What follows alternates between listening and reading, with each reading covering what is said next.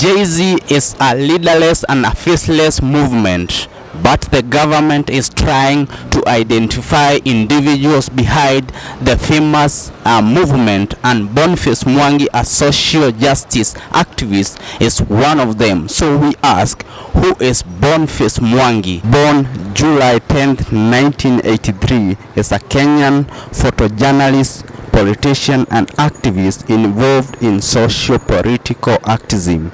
He is known for his images of the post-election violence that hit Kenya in 2007 and 2008. Mwangi was born in Taveta, Kenya, on the border with Tanzania. His mother was a businesswoman who traded across the border. Mwangi started living with his grandparents in Nyeri, Central Kenya, when he was 6. He later moved in with his mother in Nairobi's low-income suburb of Gara, then a high-rise in Majengo, Githurai 45, before finally settling in Pangani. Mwangi dropped in and out of school during his period and helped his mother vend books. When his mother died in 2000, Mwangi, then 17, decided he had to change if he was to survive.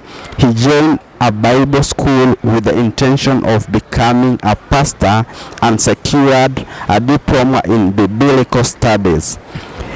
At school, he became interested in photography. He was influenced by the Kenyan photographer Mohammed Amin. Despite not having a high school education, Mwangi managed to gain a place at a private journalism school.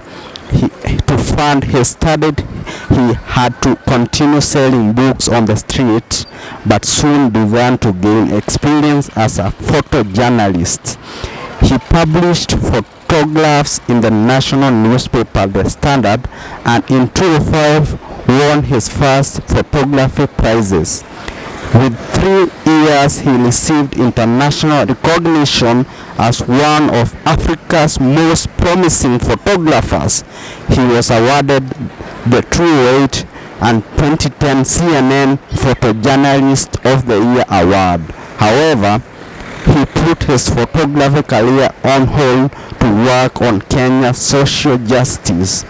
Mwangi quit journalism after witnessing the documenting post-election violence in Kenya in 2007. As a newspaper photographer, he experienced post-traumatic stress and depression.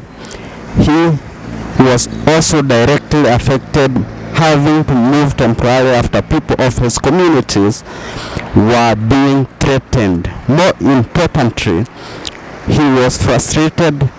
He had to cover the same politicians that had incited the violence but remained unpunished. His first initiative was the project Pisha Mitaani Swahili for photos in the streets, showing photographs of the violence in 2007 after the national election between the different tribes.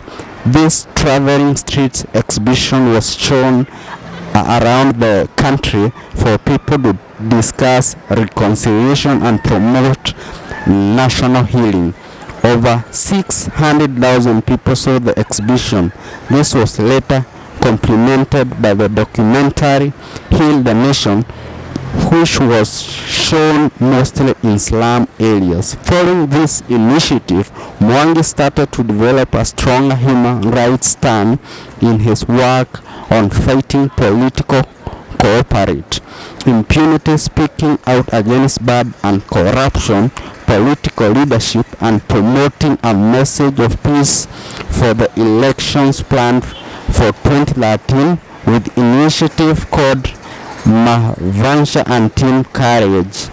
The Team Courage is a Nairobi-based lobby that strives to enable patriotic citizens movement to take bold and effective actions in building a new Kenya.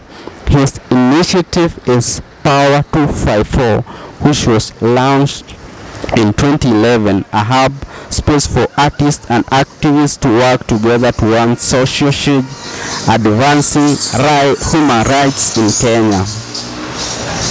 In October 2016, Mwangi linked William Ruto to the assassination of Amanda of Jubilee government critic Jacob Juma. He formed Ukweli Party and was a candidate for the Starehe constituency member of parliament seat in the 2017 Kenyan general elections. So who is Boniface Mwangi? My name is Jesse Bull, reporting for the Hub TV.